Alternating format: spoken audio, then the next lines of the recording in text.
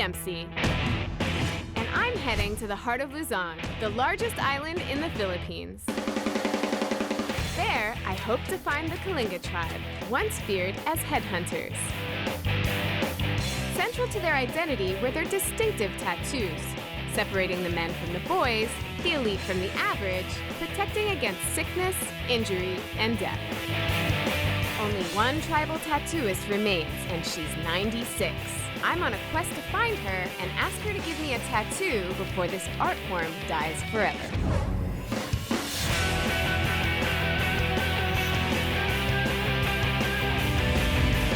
This leg of my journey is taking me through Luzon's largest province of Isabela, onto the rugged valleys of Cagayan, where I brave a road rampage. They're huge! A bug banquet. Oh, I'm feeling itchy. And a breathtaking view inside the mountains. It's beautiful.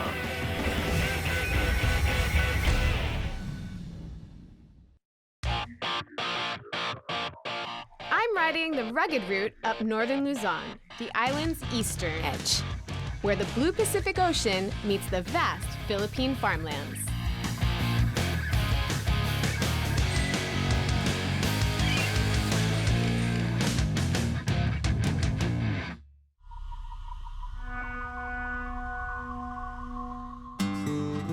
With this view, most of the time, you'll find yourself pulling over just to take in the sights. I'm on my way up to Isabela now, but I had to stop and take in this view. It's just incredible. I love this stretch of road.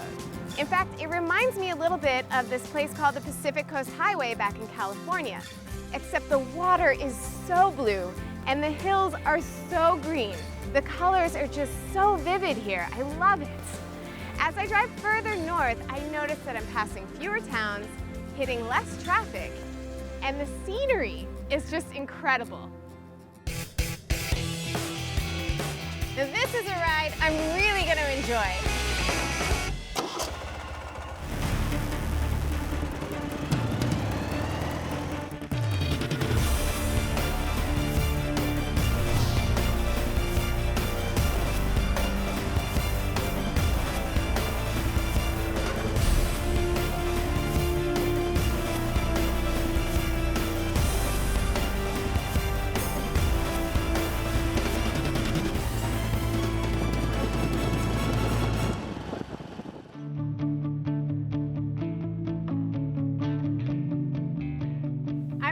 Isabela, and I've just arrived at Magat Dam. I've read that this is the first largest dam in Asia. For me, it makes for a beautiful road to take, and I can't wait to see where it leads me.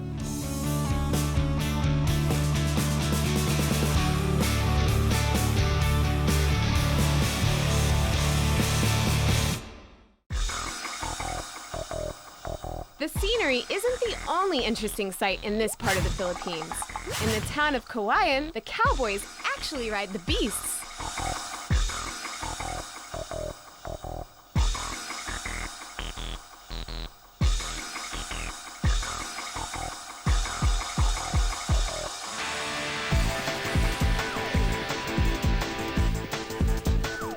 I made it to Isabela.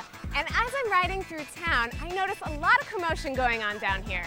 I'm always attracted to a crowd, and when I see Carabao lined up, I gotta see what's going on.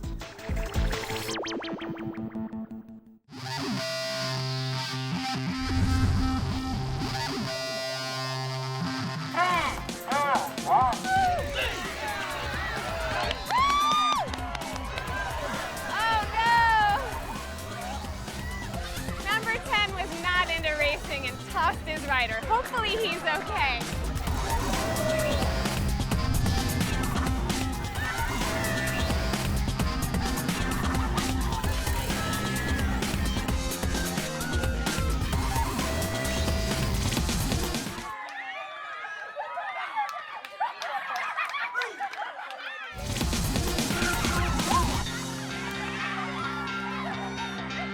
It looks pretty intense. I wonder, what is it like to ride one of those things? They're huge!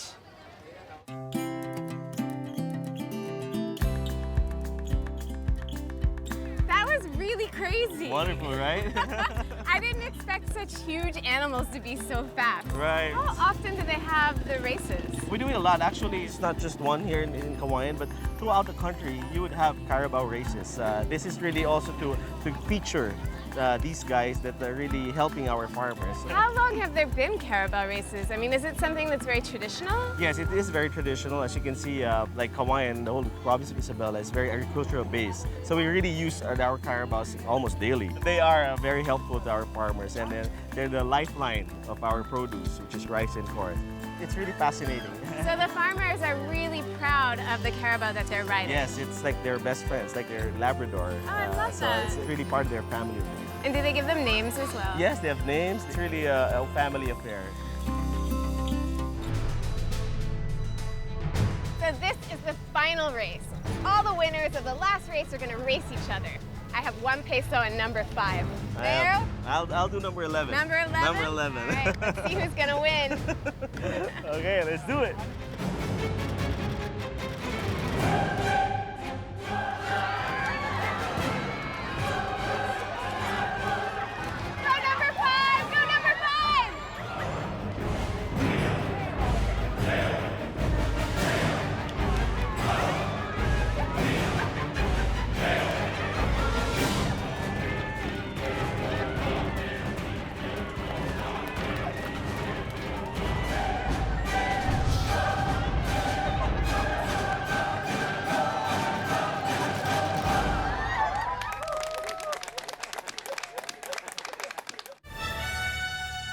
Well, it seems like it's my lucky day because my carabao won. I feel like I'm on a roll, so I'm going to try to ride one myself.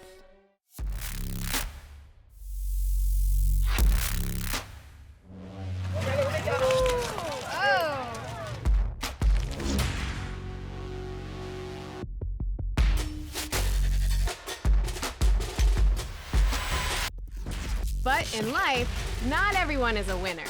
And this sore loser looks like it's taking its loss pretty hard. I don't think I want to ride that one.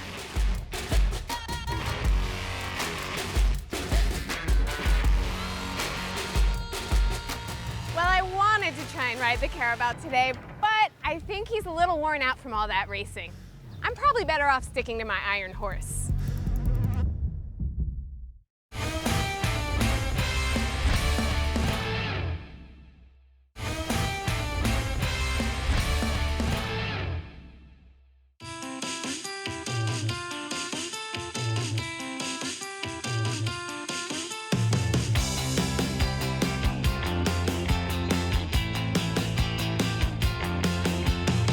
On my way north to Cagayan, I heard about a native dish that packs a bit of a bite. I don't think I can leave Isabela province without tasting it.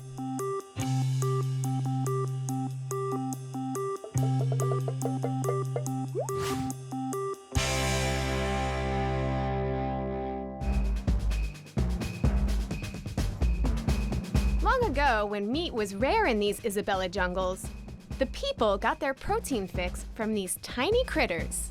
Today, ants and ant eggs are a secondary crop for fruit farmers. Attracted by the sweet fruit, the ants build their nests, which the farmers wrap in plastic bags until harvest time.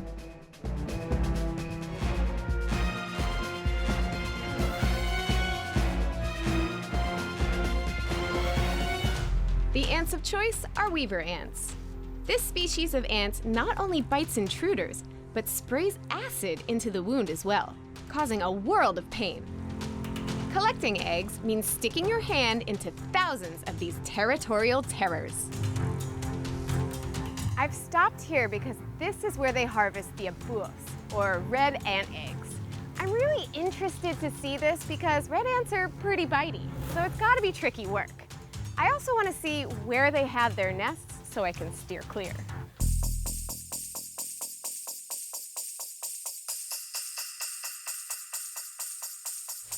Wow. It looks like he's already in the middle of harvesting, so we came at a perfect moment. Oh, whoa! Yeah. Like I said before, bitey. There are red ants all over there. Watch your feet. Oh, trap. Red ants are just fleeing the scene. And they're all carrying something little and white in their mouths. I wonder if they're the eggs. It's the eggs that are the main attraction, so farmers must pick them out of thousands of angry ants. A queen can produce thousands of eggs every day. Ugh. I'm suddenly feeling very itchy.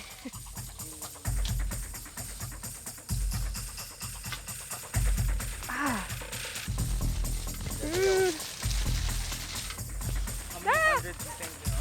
Nah.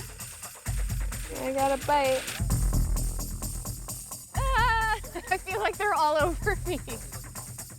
Time for me to flee the scene. Whew.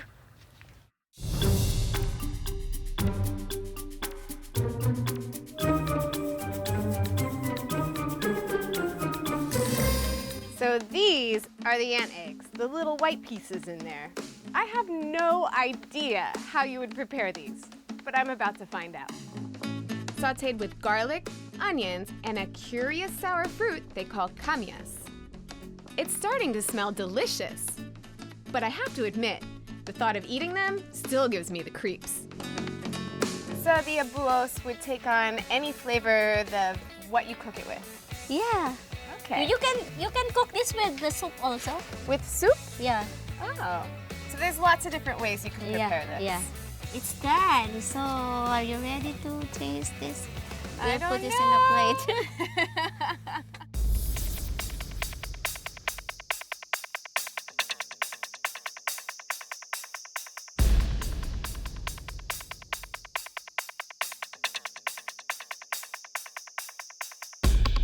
Okay, I have to admit, I'm not sure why anybody would want to go to an ant's nest, harvest the eggs, cook them, and eat them. Something completely foreign to me. I'm not very adventurous with food, but I have to try at least one bite, just one. I'm kind of nervous.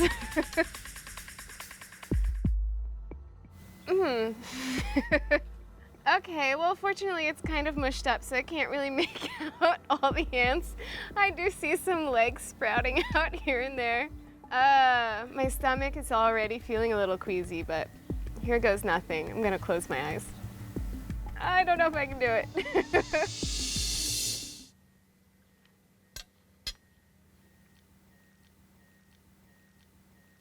Okay, not as bad as I thought. A little crunchy. Yeah, you do mostly taste the ginger, the onion, the fruit. It's sour. It's mostly the texture that I have a hard thing getting over. Like I have little ant legs stuck in my teeth. But all in all, I'm glad I tried it. It's not as bad as I thought it would be.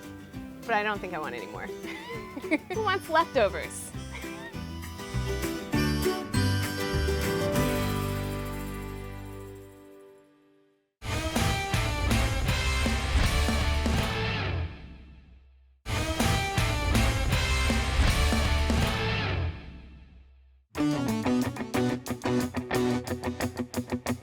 "125 kilometers of hard riding takes me across the border to Cagayan province, said to be the hottest place in the Philippines. Here, temperatures can reach up to 42 degrees Celsius. But it's still a pretty cool place.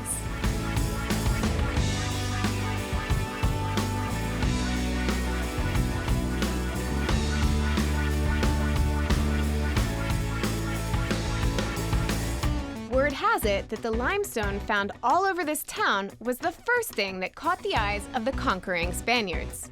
They named the area Peña Blanca, which means white rock. And at the heart of this town is the Kalyan Cave, a site that everyone says should not be missed. All I have to do to get there is climb 184 steps. Time for my workout.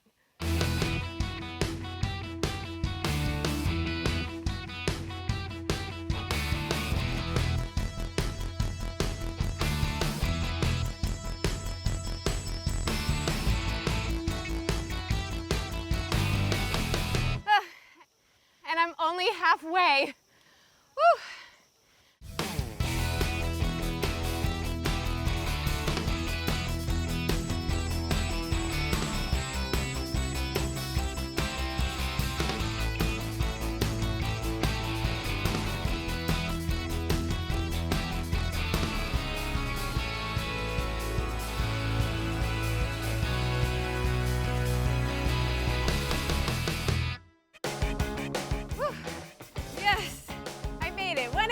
sure.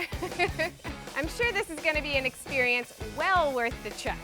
And now I need to find my friend Anton, who's going to help me navigate those dark caves. Hi, Anton. Hi, Jamie.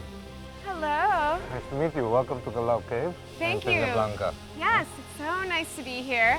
And this entrance is so impressive.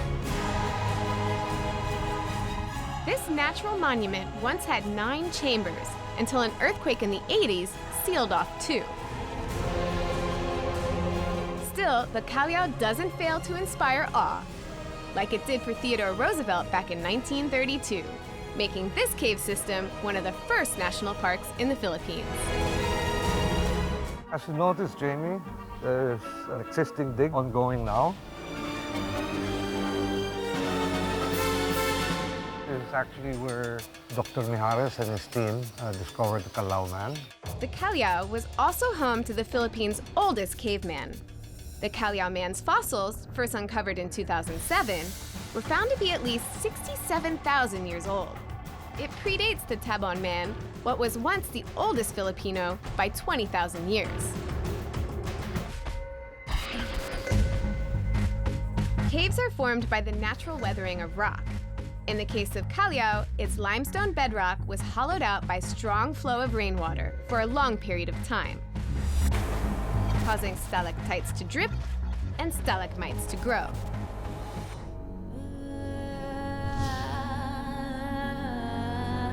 Generally, cave formations, they grow at an average of about 1 centimeter every 6-7 1 years. centimeter, so this has to be so Very, very old.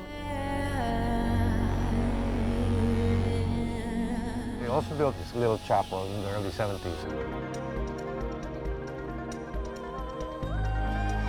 This is the largest chamber of the cave system, spanning 160 feet and rising 11 stories. The Catholic locals took to calling it the Divine Room because of a formation that for them resembles a figure of the Madonna and Child.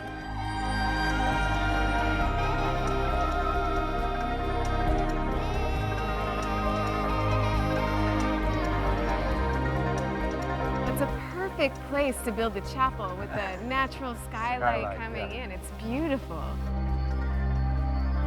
If I were a bride, I would definitely want to get married here. Okay.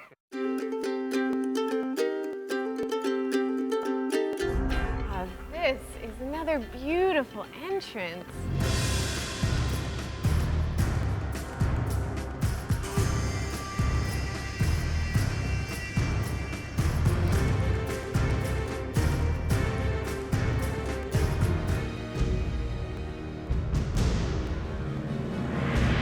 It's beautiful. I really am in awe at the beauty of caves. Always. You really get to see some of nature's best work. It's just so beautiful. I'm like breathtaking. Maybe after this, we can head down and cool off on the river. Oh yeah, the river sounds fun. Right outside the caves is another of Cagayan's natural wonders, the Rio Grande of the Philippines, the Pinakanawan River. Spanning a total of 550 kilometers, it is the largest and longest river in the Philippines, coursing through 4 provinces.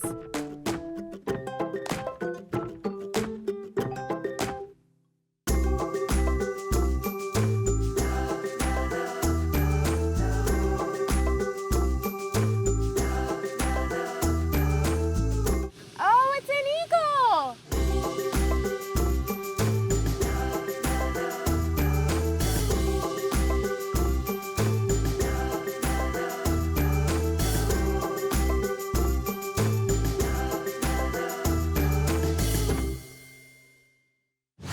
Riding a more rugged route through Luzon's Pacific seaboard, I locked horns with speeding beasts, sampled a fiery feast, and traced some spiritual steps.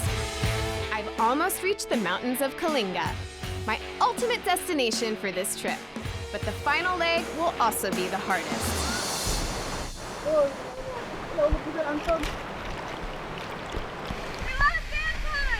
It's gonna be a wild ride.